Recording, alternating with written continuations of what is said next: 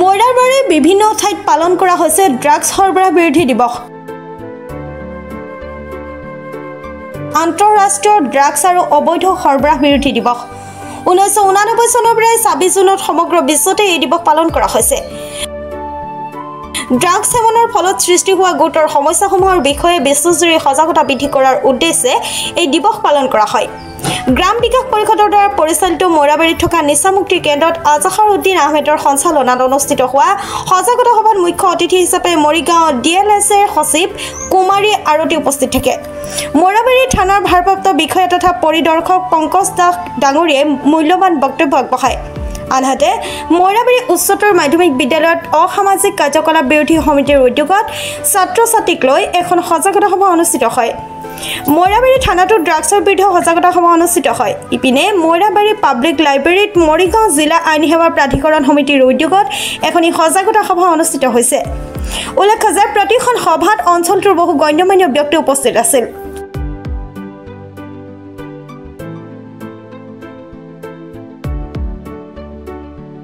Assembled here to conduct awareness program on the topic International Day Against Drug Abuse and Illicit Trafficking in the Moirabari's city of Morigaon district, and with the help of district police and the esteemed stakeholders of society, the retired principal sir, president of Anchalik Moirabari, and we will keep trying to aware commoners, aware Gaon Pradhans against the drug abuse, and to help us to help the drug abuse victims.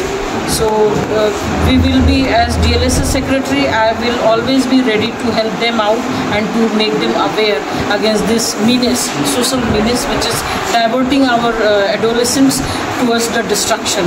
Thank you.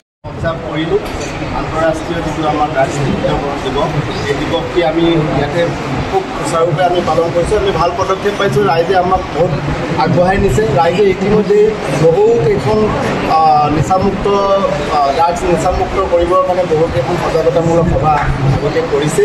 আমি তাৰ পৰা ভাল পদক্ষেপ দেখিছোঁ আৰু আশা ৰাখিছোঁ ভৱিষ্যতে মইৰাবাৰী ড্ৰাগছমুক্ত হ'ব বুলি পেলাই আমি আশা ৰাখিছোঁ।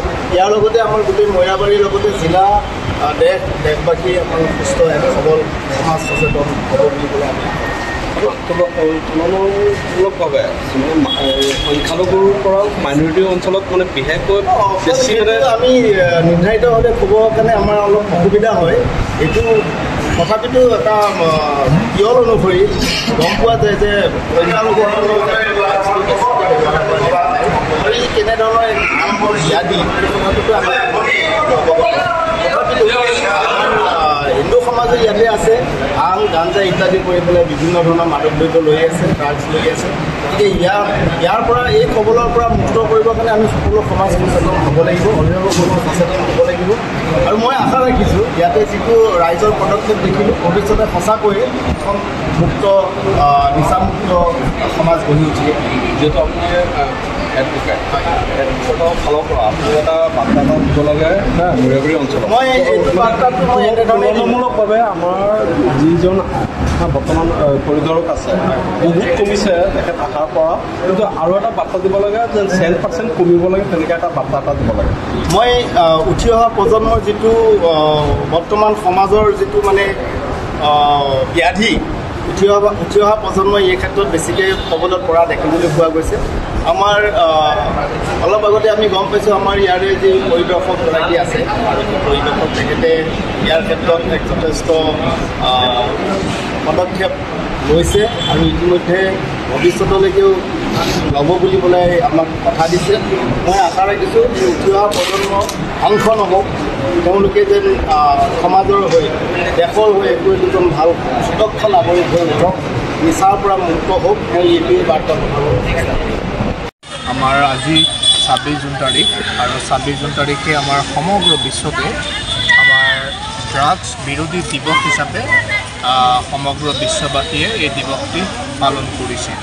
আৰু তাৰ লগত সংগতি ৰাখি অসম ৰাজ্যৰ আমাৰ মৰিগাঁও জিলাৰ মইৰাবাৰী উচ্চতৰ মাধ্যমিক বিদ্যালয় প্ৰেক্ষাগৃহত বিদ্যালয়ৰ বিশেষ সহযোগিতাত আমাৰ অসামাজিক কাৰ্যকলাপ প্ৰতিৰোধ সমিতিৰ উদ্যোগত আমি আজিৰ এই বিশেষ দিনটো আমি ইয়াতে ছাত্ৰ ছাত্ৰীসকলৰ মাজত সজাগতা বৃদ্ধিৰ লক্ষ্যৰে এই দিৱসটি আমি উদযাপন কৰোঁ আৰু আজি আমি প্ৰতিশ্ৰুতিবদ্ধ হওঁ যে আমাৰ সমাজৰ পৰা ড্ৰাগছ নাইকিয়া কৰিব লাগিব ড্ৰাগছৰ এই অপব্যৱহাৰ যিটো সেয়া নাইকিয়া কৰিব লাগিব আৰু আমি যুৱ শক্তিসকলে ড্ৰাগছৰ বিৰুদ্ধে আমি মাৰবান্ধি থিয় হ'ব লাগিব আৰু যুৱসকলে মাৰবান্ধি থিয় হ'ব লাগিব সচেতন মহলসকলে ড্ৰাগছৰ বিৰুদ্ধে মাত মাতিব লাগিব আমি সমাজখন মুঠতে একত্ৰিত হ'ব লাগিব আৰু আজিৰ এই লক্ষ্যৰে আমাৰ অসামাজিক কাৰ্যকলাপ প্ৰতিৰোধ সমিতিয়ে মৰিগাঁও জিলাৰ বিভিন্ন প্ৰান্তত আৰু নগাঁও জিলাৰ বিভিন্ন প্ৰান্তত বহু দিন ধৰিয়ে আমি অসামাজিক কাৰ্যকলাপ সমিতিয়ে আমি বিভিন্ন মছজিদে গৈ পেলাই বিভিন্ন সভা সমিতি অনুষ্ঠিত কৰি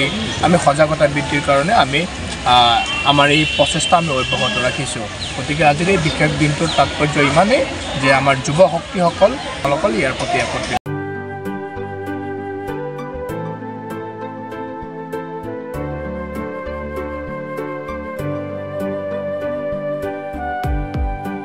মোৰাবাৰীৰ পৰা নচিদুৰ ৰহমানৰ ৰিপৰ্ট প্ৰাতঃ টাইম ডিজিটেল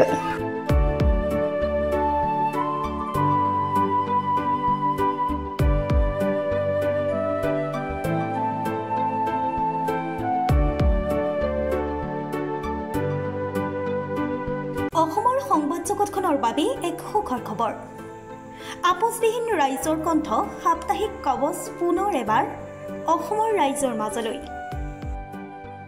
স্বত্বাধিকাৰী প্ৰণীতা কলিতাৰ দ্বাৰা প্ৰকাশিত আৰু আপোচবিহীন একাংশ নপুৰণি অভিজ্ঞতাপুষ্ট সাংবাদিকৰ দ্বাৰা প্ৰচাৰিত তথা eco printing press Guwahati Katabari গড়চুকত মুদ্ৰিত সাপ্তাহিক কবচ এতিয়া অসমৰ বিভিন্ন প্ৰান্তত উপলব্ধ আমাৰ ঠিকনা মুখ্য কাৰ্যালয় অসম ফৰেষ্ট স্কুল হৰি মন্দিৰ পথ গুৱাহাটী আৰু উপ কাৰ্যালয় Kalita market Bijoynagar Kamrup Assam mobile number হৈছে 9435114666 70024728813 আমাৰ ইমেইল আইডি হৈছে kobos2025@gmail.com